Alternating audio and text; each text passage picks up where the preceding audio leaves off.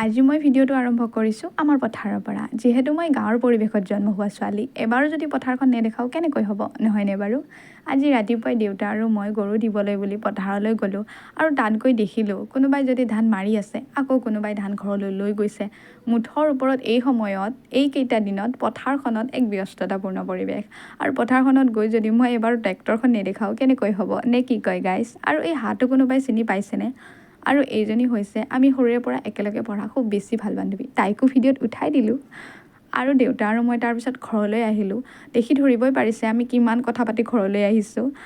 আৰু ঘৰলৈ আহি মই গাটো ধুই দিলোঁ আৰু গা ধোৱাৰ পিছত অলপ যদি ৰ'দত থিয় হ'ব পাৰি খুব বেছি ভাল লাগে আমাৰ, মানে পিছলৈ ঠাণ্ডাৰ ভাৱটো নাথাকে আৰু আজিলৈ আহিছোঁ, বাই। নেক্সট ভিডিঅ'ত আকৌ লগ পাম আপোনালোকক।